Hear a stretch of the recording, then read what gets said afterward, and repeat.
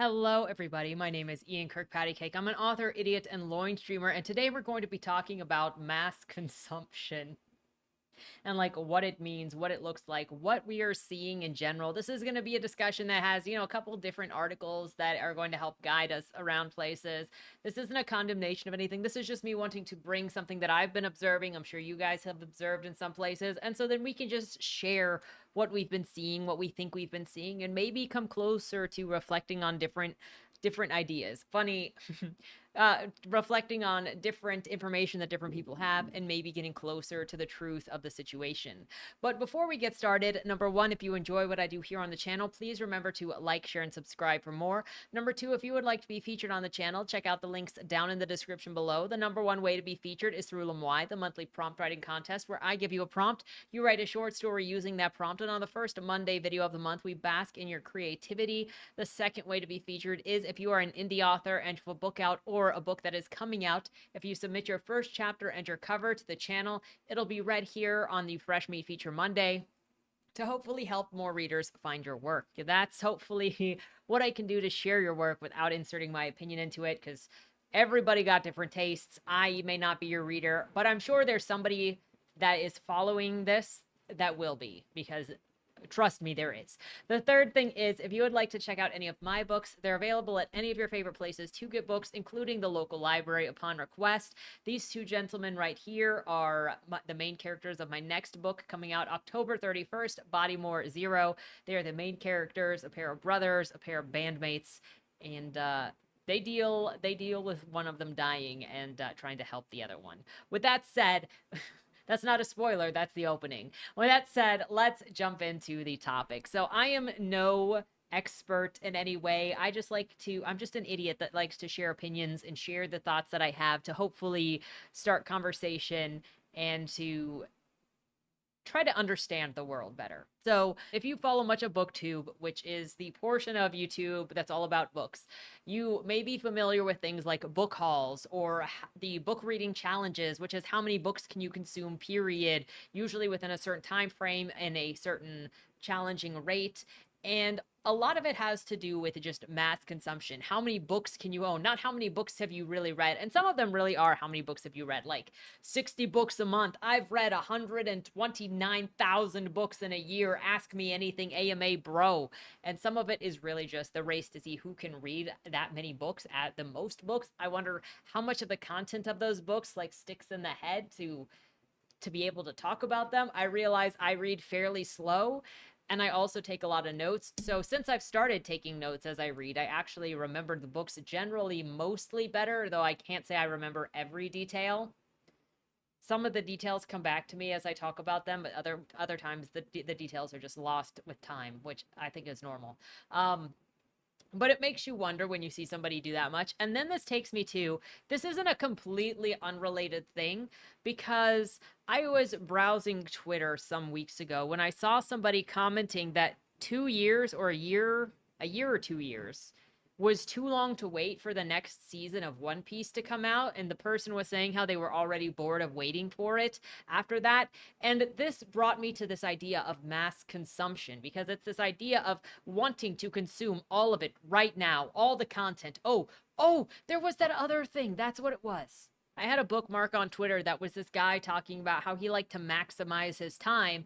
And so in doing that, when he watched anime in Japanese and doesn't speak Japanese, BT dubs, is he got this add-on to go onto his browser that would speed up the anime so he could consume more anime. And it took it to like a 0.4 or something so that he could just follow the visuals. But when you're just following the visuals as fast as you can, you're really not getting the stuff about the story or the characters. You're kind of just going off of the vibes and kind of guessing other things. But what is the point of consuming anime as fast as possible if it's not just to consume as much as possible in a short amount of time? Because what is the purpose of media consumption, period?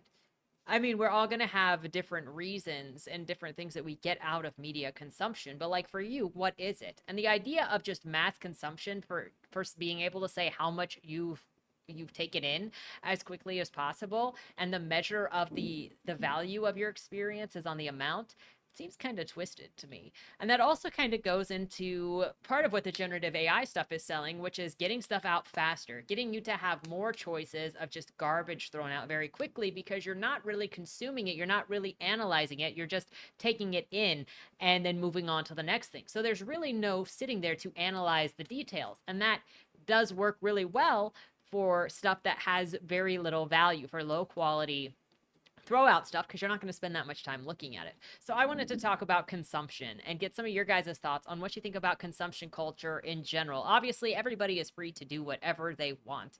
I just want to go, hey, is it healthy? Is it helpful? Is it good for you? Is it something that you really like? And there's at the end of the day, everybody gets to choose how they want to live and what do they value. And if your value is consumption of any kind of all kinds and just the mass of it, then that's just the way that it's going to be. But I still would like to talk about it and see what your thoughts are on consumption and creation. So going here from thoughtco.com, by Nick Lisa Cole. If culture is understood by sociologists as composed of commonly understood symbols, languages, values, beliefs, and norms of society, then a consumerist culture is one in which all of these things are shaped by consumerism, an attribute of a society of consumers. According to sociologist Zygmunt Bauman, a consumerist culture values transient immobility rather than duration and stability, and the newness of things and reinvention of oneself over endurance, which I feel like we see that with people too, is people not necessarily, not all people, obviously these are generalizations, so take that as you will, but people like thinking, well, the new me is coming out, and so then that's better than trying to create a strong foundation. It is a hurried culture that expects immediacy and has no use for delays, and one that values individualism and temporary communities over deep, meaningful, and lasting connections to others, which that's something that I feel like you can see a lot more of in relationship struggles nowadays, where people struggle to find meaningful friendships. People are opportunistic. I'm not even a big person in any sort of manner, but I still have people that approach me more looking for opportunities, thinking that I'm an opportunity to climb a ladder instead of talking to me as a person. And it's very something else when you no longer feel like a person, but really just an opportunity for somebody else. And then I wait to see if they can take that opportunity or not.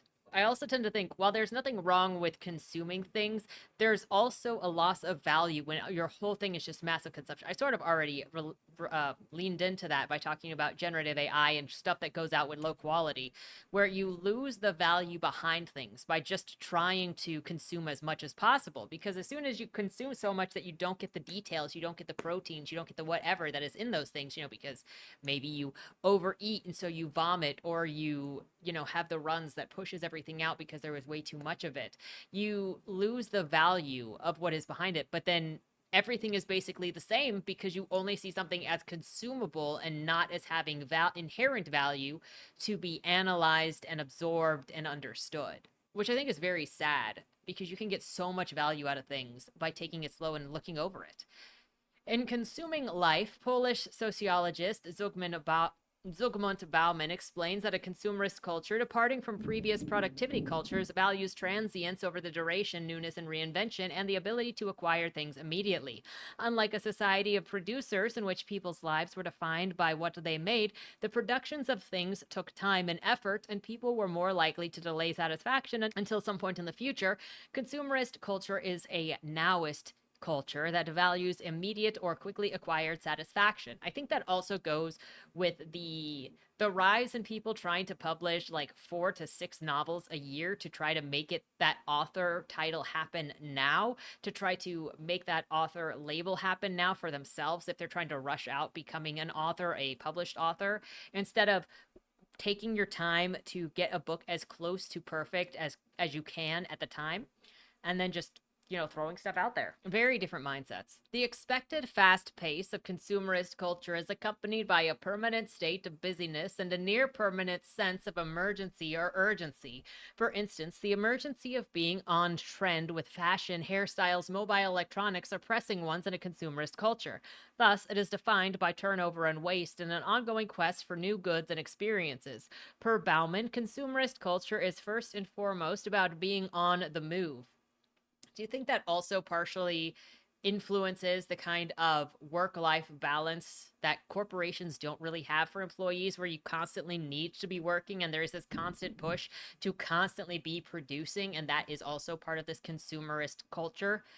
The values that also makes people replaceable, BT dubs. I feel like that influences at least how society sees all human beings as replaceable. So you're either going to be that max producer or you're going to get got. The values, norms, and language of a consumerist culture are distinctive, Bauman explains. Responsibility now means first and last responsibility to oneself. You owe this to yourself. You deserve it. As the traders in Relief from Responsibility put it, as responsible choices are first and last, those move serving the interests and satisfying the desires of the self. This signals a set of ethical principles with a consumerist culture that differs from those periods that preceded the society of consumers. Troubling, Bauman argues, these trends also signal a vanishing of the generalized other as object of ethical responsibility and moral concern. This also makes me think of the people, so many people, even from previous generations, that think, I don't need to think about the impact I'm making on the generation for tomorrow, on the society of tomorrow. All that matters is that I get me mine now and screw tomorrow, because it's all about consumption, about being comfortable now. And this isn't even saying be uncomfortable. It's just saying be mindful of your neighbors and make sure that your neighbors have opportunities if you don't need those opportunities. But there is just something about right now that has grasped many people to consume as much as possible, even if it takes from somebody else something that you don't need. Like older generations taking opportunities from younger generations and saying, cry more. With its extreme focus on the self, the consumerist culture is marked by a constant pressure to be someone else. Because we use the symbol of this culture, consumer goods, to understand and express ourselves and our identities, this dissatisfaction that we feel with goods as they lose their luster of newness translates into dissatisfaction with ourselves. Bauman writes, consumer markets breed dissatisfaction with the products used by consumers to satisfy their needs, and they also cultivate constant disaffection with the acquired identity and a set of needs by which such an identity is defined. Changing identity, discarding the past, and seeking new beginnings, struggling to be born again, these are promoted by a culture as a duty disguised as a privilege. Interesting. Can you think of any situations where remaking your identity and consuming new identity and putting out new identity is considered a key figure to see, as opposed to like just expressing yourselves and knowing your identity? Your identity is in that symbol of consumption, because your identity is no longer in what you do and what you create and the impact you have. It is in what you consume. And so then jumping from thing to thing in order to have that identity is then something that is sold to you by that consumer culture. Here, Bauman points to belief characteristics of consumerist culture that though we often frame it as a set of important choices that we make, we are actually obligated to consume in order to craft and express our identities. That's interesting. Further, because of the emergence of being on trend or even ahead of the pack, we are constantly on the lookout for new ways to revise ourselves through consumer purchases. In order for this behavior to have any social or cultural value, we must make our consumer choices publicly recognized.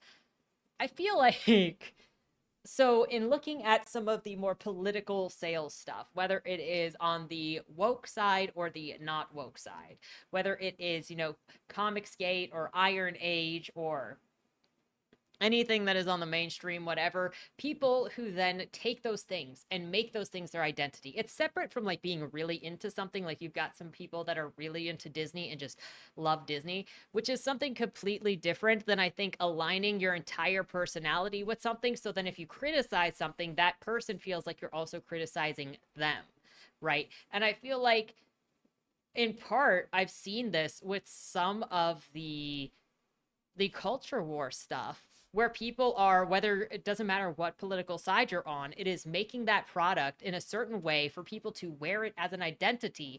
And then you criticize that thing, because if you criticize the thing that's against you, that thing is against your identity. So then now you are criticizing that publicly recognized consumer product as an anti-identity consumerism, and then you put on the thing that recognizes your personality And I feel like this identifying with a product specifically and aligning yourself with a product specifically has only exacerbated the issue of how difficult it is to have discussions about content, because people, and it's so disappointing when I want to talk about a book and say, like, hey, these are just my thoughts. You don't have to like them. You don't have to agree with them. A lot of these are just the responses. And so then if I like or don't like something, if that's what the author was going for, great. They've done their job. And then once you've done your job, then I'm going to have my personal reaction to it otherwise. And instead of this, when people make a story or a piece of art their identity to either be publicly praised or publicly ridiculed, they take away that ability to be able to see it as something that can be critiqued because it's now part of who they are. So everything that does not agree with it is an attack on them, and everyone that does agree with it is part of that same identity, is part of them. I'm going in circles now, but I see this exact thing happening in conversation. And it's this mass consumption. It's this is part of your identity that gets people to continually buy something even if they don't want it, because it furthers their publicly recognized identity. Interesting.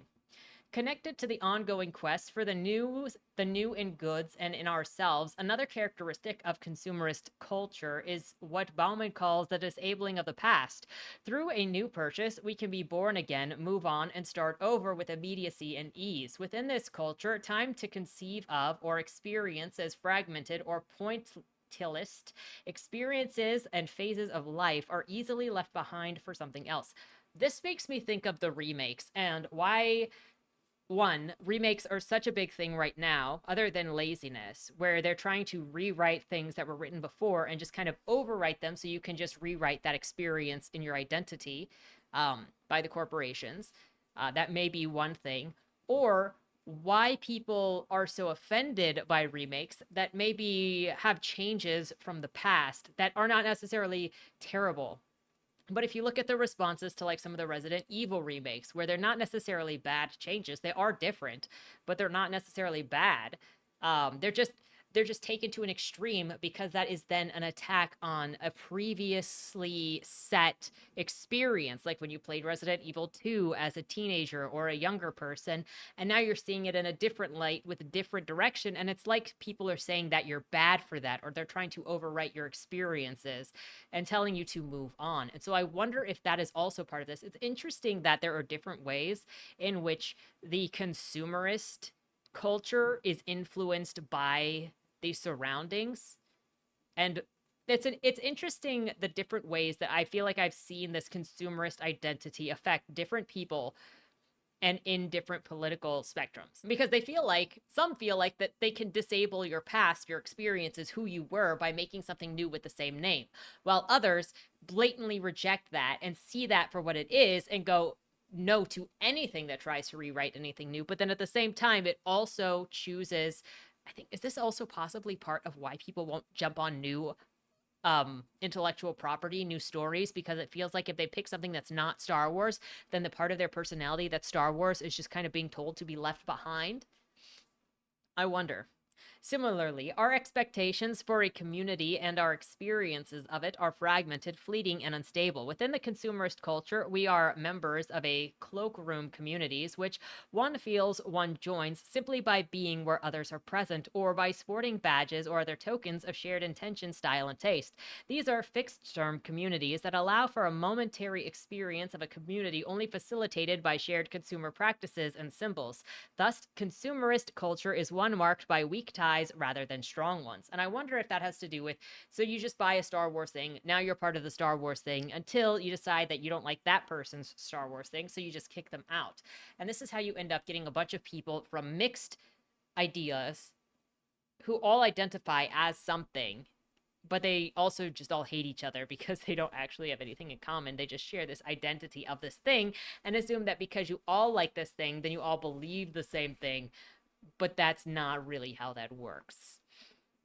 This concept developed by Bauman matters to sociologists because we are interested in the implications of the values, norms, and behaviors that we take for granted as a society, and some of which are positive, but many of which are negative. So what do you think on this publicly recognized publicly recognize this consumer choice to be publicly recognized in order to have an identity, trading an old identity for a new one by purchasing things, by consuming things, by moving to the next thing. And I wonder, partially is that inspired? I mean, we got the FOMO. So you're going to buy something that you don't necessarily want because you want to see what everybody else is doing and be part of it. Is that also part of what makes it so hard to get started into something new? Because I know you're going to want the recognizable names to bring people in. That's one thing, because you can't just talk about unknowns and hope to be found because nobody is looking for what they don't know exists. So you use commonly known names to then mix in with the new names. So then you get a mixture of both. But are people afraid of being the one to bring something new to the table, of sporting a new badge or a new token because they're going to stand out from the communities and not have people around them? Do you think that's part of the consumer culture that is locking things out? It can only be the recognizable tokens that were set in place like 50 years ago? Let me know what your thoughts are. Then we're going to have why overconsumption is making us unhappy. Buying stuff from Psychology Today. Buying stuff can make you happy for a short time, but will revert to needing another happiness boost by buying even more stuff. We can, however, replace the boom and bust of an overconsumption driven search for satisfaction with lives that are more fulfilling and economically sustainable. Psychologists have, for example, found that altruism creates happiness and produces a positive feedback loop, leading to more altruism, which is kind of funny because I'm reading this book called The Gift of Fear, and that dude clearly does not believe that kindness is true. I mean, that's an assumption to make. But the way that he talks is like people, manipulators use kindness to get on your good side. So don't trust anybody that offers to carry your bags to your car. I think the dude been working around bad people a little bit too much. In addition, neuroscientists have found that helping others engenders brain's activity, leading to happy feelings. With a more holistic view of the world, decisions that make moral sense are also sound economically. Sociologist Rachel Sherman recent findings that wealthy liberals are often uneasy about their riches, hiding price tags for their hired help, and guarding their bank account balances more carefully than the details of their sex lives can be extended far beyond penthouse apartments and second homes in the Hamptons. The complex relationship between wealth and social stigma is one of daily is one on daily display here at UC Berkeley. It's rarely more evident than among privileged undergraduates navigating an environment far more diverse than their hometowns and learning to play the social games of adulthood. 20-year-olds in ragged jeans and Goodwill sweaters buy $5 coffees twice a day. A young woman who spilled sparkling water on her laptop had a new MacBook Pro in time to submit her homework the next day. One student posted on Instagram a picture of her new Mercedes one day, and then hardly a week later a screenshot of her bank account balance in the red with a caption about how broke she was. Our collective tendency to compare ourselves to those wealthier than us, forgetting those with less, isn't just a quirk of human character or a tantamount of our selective social blindness. Thorstein Veblen, the 20th century economist who coined the term conspicuous consumption and invidious comparison, first pointed out how individuals use luxury goods to show off their social status. As early as 1899, Veblen observed that people were living on treadmills of wealth accumulation, competing incessantly with each other but rarely increasing their own well-being. Our evaluation of consumption rests on comparing ourselves to one another, and these invidious comparisons lead people from different socioeconomic backgrounds to ascribe wildly different values to the same material objects. The way that we measure our social standings has far-reaching consequences, driving much of our personal satisfaction and determination from our collective impact on the environment. Brown's research on U.S. standards of living between 1918 and 1988 found that a family income grew over time. Families intended to emulate the spending patterns of richer families, spending a larger share of their income on luxury or positional items. As American income rose, they fulfilled their basic needs and then spent more and more money to showcase their wealth to others. With the rising incomes comes frivolous spending, which itself drives ever more needless consumption. Also, that we can try to maintain our relative standing and life satisfaction. Sherman's research reinforces something that we've known since the turn of the 20th century. Luxury goods don't do personal Luxury goods don't add to personal well being and can even make people feel less happy. Feelings of social discontentment and anxiety rise with growing inequality and keep people fighting to maintain their social position, leaving them unsatisfied with their new, fancier lifestyles. Look, you know how more money could make me happy? Because then I could buy more art. And that is a double win because then I am patronizing artists that I love, that I believe in, that I want to have more success than they know what to do with. And then I also get so much character art that I can then share the things that I love with more people to look at them and their beautiful selves. It's a win-win. So then that kind of makes me wonder if overconsumption of things, like I've watched this many anime, I've watched this many movies, I've read this many books, is that also part of the same thing where it's trying to show off not just the wealth of how many books you've purchased? Because obviously, if you've got like a wall of books, even if you haven't read them, that's still a show of money because all of those books cost things. Or is it look at how much it also is a comparison of like how much free time you have because you're not working, so then you can read or watch all of those things. And so then that is also a show of wealth, but in a different way. Does that make sense? And then the last thing, let's talk about NPR here with why Americans buy so much stuff, a short history. And again, none of these are to make claims about anything, but rather to use as a springboard for discussion in general, because I don't think any one person has the right answers or has the answers, but we can all make observations and then use those observations, share those observations to kind of build a conversation and try to find the truth or the different spotlights of truth, because we're all going to see things differently and understand things differently. And circumstances aren't the same everywhere either. And so I think the best thing that we can do is just share our perspective and exchange that perspective and then maybe get closer to seeing the world how each other sees it and go, that makes sense, that doesn't make sense, whatever.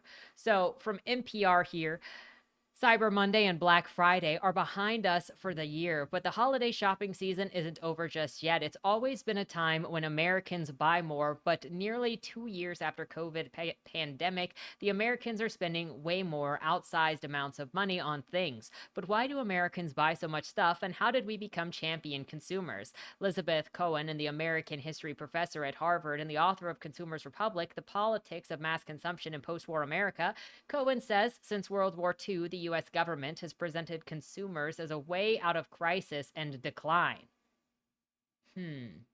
Scare people into buying more stuff. Quote, consuming has been a way of demonstrating that the economy and the society are continuing to be vital and viable. This is a real dilemma, I would say, today, where 70% of GDP is dependent on consumption, which really does lead to a great dilemma around our growing awareness of environmental degradation that comes with the high level of private consumption. That kind of makes me more think of like, oh, look at how much money we're spending. Obviously, our economy is doing great because we're spending so much freaking money.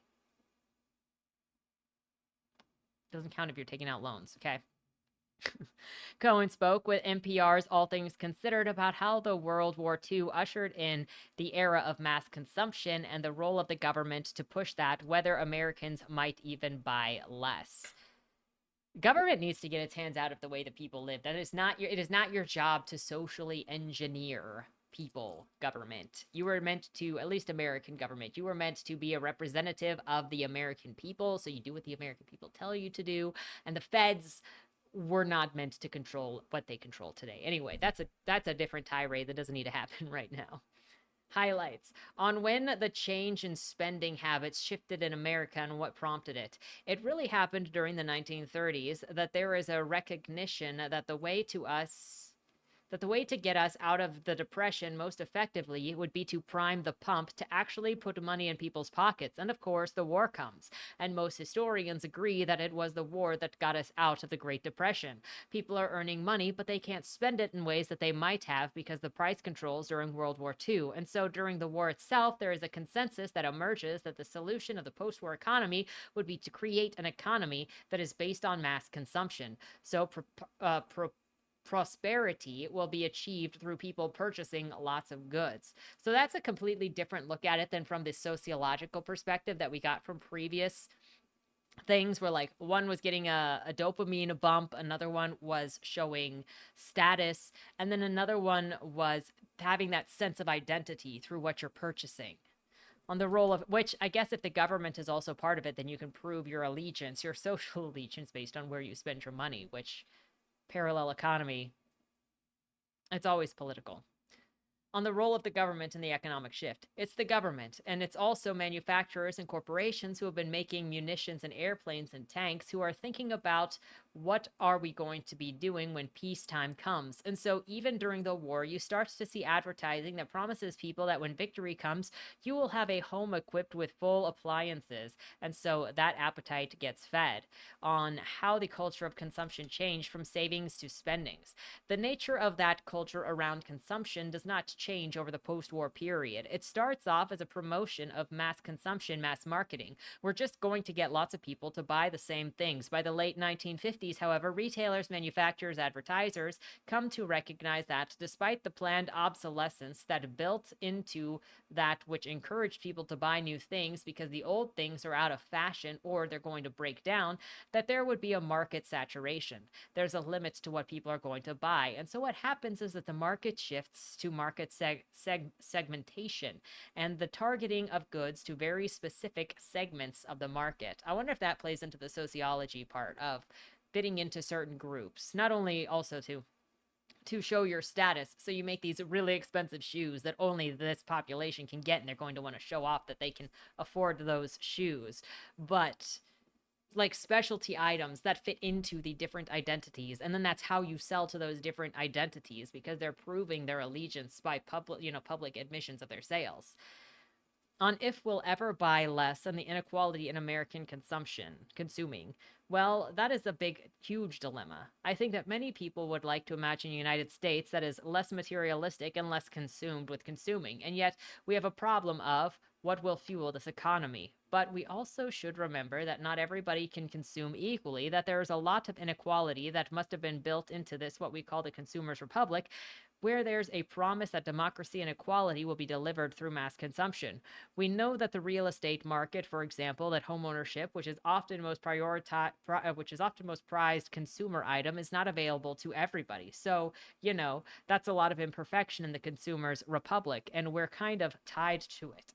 And yet we're kind of tied to it. There's also, this is something that doesn't really come up enough when talking about debates or talking about ideas, and this is where I try to put my focus, because I've been in enough conversations where obviously I'm never going to convince everybody or anybody to ever believe me or agree with me, and that's fine. All we can ever do is just exchange ideas. And if somebody sees logic or reason in your idea that they're like, you know what, you're right, I could see it that way, and I think I'm going to go with it, that's great, but you're never going to convince everybody that you are correct to live the way that you want to live. I'm never going to convince somebody that likes to consume somehow 40 books a month to slow down and like read a little deeper. It's just not what they're interested in. I'm never going to be able to convince somebody to like to read in books what I read in books, and they're never going to be able to convince me. But we can have interesting conversations of the different ways that we approach books, and nobody is wrong in it. It's just a different way that we see the world. And there is some level of this that I think has been lost in this over identification with consumerism or with identity or label markers, which is partially brought on by consumerist titles, because then you go and buy stuff to show off where your allegiance lays. I think just understanding that people can have different preferences and nobody be wrong about it has been taken to an extreme. And that's not saying that there is no right or wrong, period, but there is really not in most preferences. And that's not going into criminal stuff that we can actually prove is dangerous, completely different from benign interests, which is what the consumerist culture is. Um, and then you've got, if you look at the consumerist culture, even going in, so we got some things already talked about when it comes to mass consumption. But what I didn't get articles of was the sectors that rely on addiction and that rely on the dopamine hits, whether it is gambling addiction and introducing kids to gambling, whether it's porn addiction, whether it's food addiction, whether it's drug addiction. There are different types of consumer areas that fully rely on victimizing the consumer to get them addicted to something so they continually come back. And then that's where you also focus your attention on. And there is some predatory nature that has to do with a lot of this marketing, choosing specifically how to interact with people's identities so they buy it out of loyalty, so they buy it out of a compulsive need to be something, to have their to feel like they're heard, even in some cases. Buy this thing to feel like you are represented. Buy this thing because we've got this display out for you at the front of a store, and so then you feel represented. Buy this thing so that you can show it up against Marvel and DC, and we're going to beat them. And so it's all about that personal identity and that feeling of being heard, and in some cases addiction, and it's very predatory. But these are all just different facets, I think, of consumerist culture. I personally think that the consumeristic side of culture, that is just collecting stuff and going through stuff so that you can count it, really diminishes the value and takes down the value of what these things are for.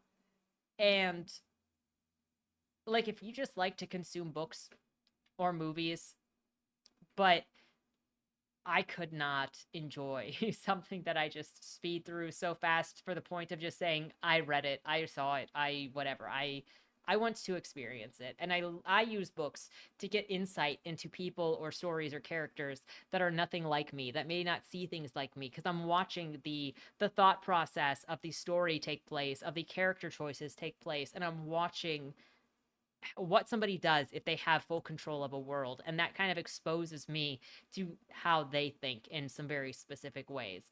But that's what I get out of it. So speeding through it, I would miss all those intricacies. And even the way that I read, I don't pick up everything. So when other people have read books that I read and then shared what they keyed in on, I ended up finding new things that I was like, how did I miss that?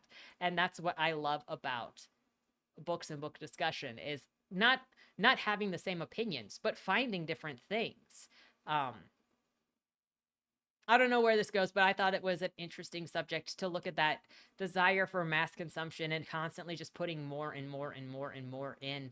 And that's not where I see value, but I do see some people find those high numbers are the ones with the values. So let me know what you think about consumption or mass consumption culture, down in the comments below. With that said, have a great weekend and don't die.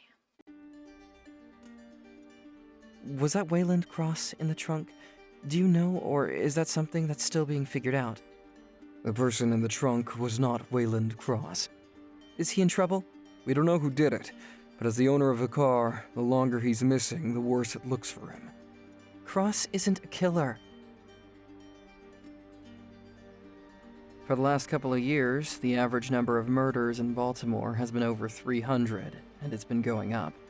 Mind you, that's only whatever the badges count as official murder, and believe me, there are people that don't count when they die. Wayland? If you're down here, tell me. I'm not talking to the badges, I've been looking for you.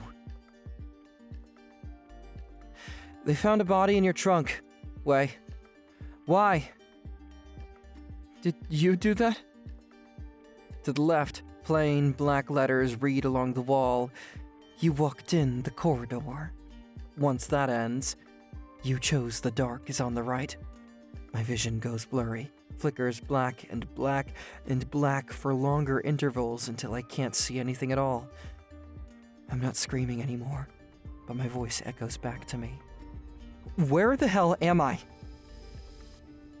You're dead, Josephine. Even smart people do stupid shit sometimes, right?